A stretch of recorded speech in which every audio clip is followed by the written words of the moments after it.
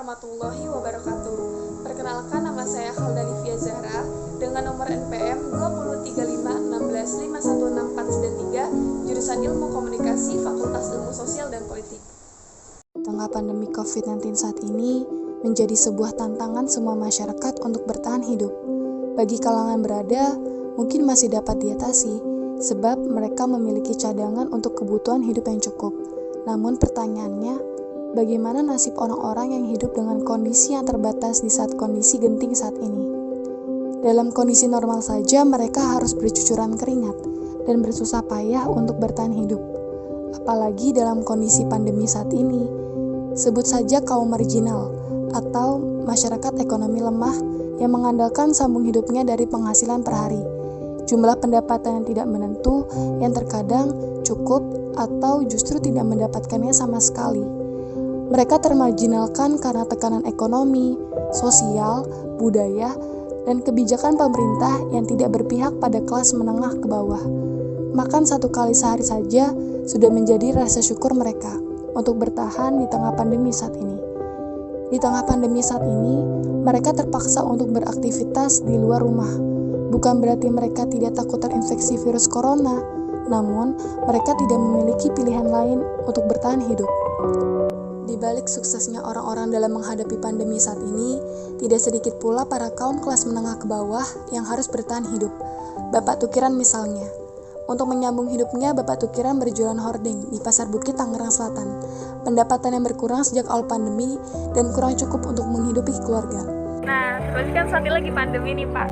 Kira-kira bagaimana sih Pak dampak dari pandemi saat ini terhadap pendapatan Bapak? Ya tentunya sangat berkurang lah ya dibandingkan dulu.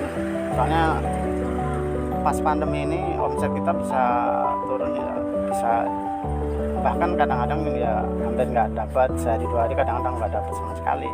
Kemudian, hal yang sama juga dirasakan oleh Bapak Cipto yang harus bertahan hidup di ibu kota.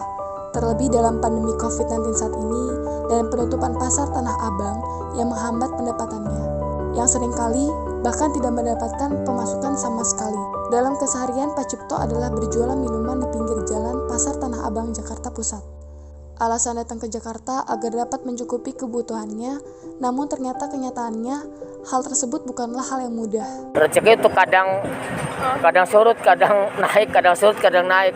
Apalagi sekarang, udah sebulan kita ibaratnya kadang-kadang nggak dapat duit, kadang-kadang pas buat makan, ya habis gimana lagi.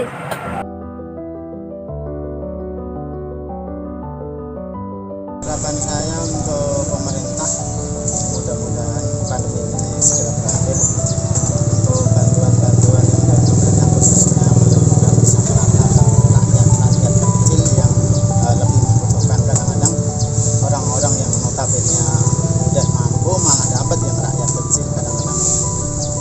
Ya, pengennya sih ibaratnya masa depannya tuh ibaratnya ya buat masyarakat semuanya lah, kira-kira hidup normal gitu, nyari duit gampang gitu aja.